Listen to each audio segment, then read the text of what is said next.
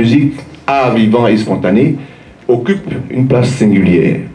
Elle traverse les frontières, porte la voix des communautés et crée des ponts entre les cultures. Parallèlement à la restauration du paysage urbain, comprise comme un ensemble d'actions visant à requalifier et à humaniser les espaces de vie, s'ouvrent de plus en plus des approches sensibles, esthétiques et participatives.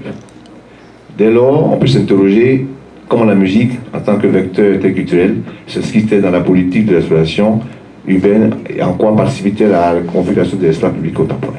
Ici, il s'agit pour nous de présenter dans la politique d'urbanisation de la ville d'Abidjan comment est-ce que la culture et singulièrement la musique pourrait investir ces espaces-là.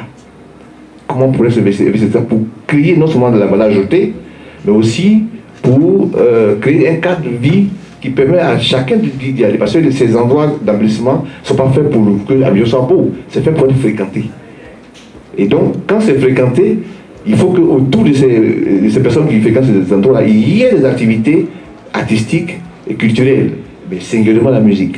Elle devient un moyen de communication réciproque favorisant la compréhension mutuelle et l'acceptation de l'autre. Au-delà de sa fonction sociale, la musique porte aussi une dimension identitaire. Voilà. On dit abusivement que le Zouglou, la musique identité de la Côte d'Ivoire, mais c'est pas seul. La Côte d'Ivoire est un creuset de culture, de diversité culturelle, où chaque région a ses richesses qu'il faut valoriser. Et voici des endroits où il y a une pluralité d'identités, où on pourrait permettre à ces cultures-là de s'exprimer, pour que chacun se nourrisse de l'autre. La dynamique d'une culture, la force d'une culture, c'est cette interculturalité, c'est ce que chacun apprend de l'autre, ce que chacun reçoit de l'autre et chacun prend chez l'autre. Nous avons choisi comme thématique pour cette 32e édition de la fête de la musique, musique et dialogue des cultures dans la restauration du paysage urbain.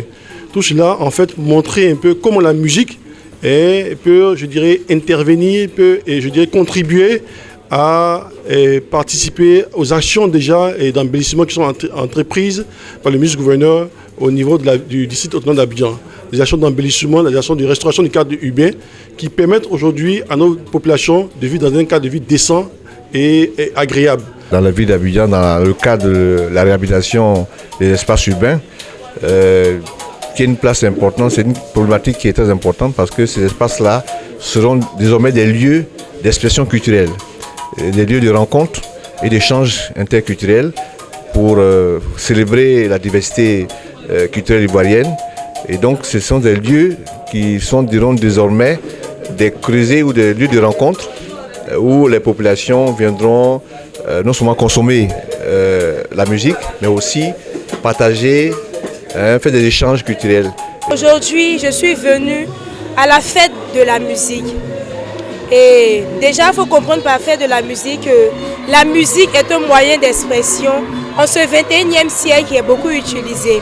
Et je pense que c'est une très bonne initiative du district d'Abidjan que le district d'Abidjan a instauré en ce 21 juin 2025. Et c'est vraiment un truc à saluer et à encourager. Parce que grâce à la musique, nous pouvons faire passer des messages.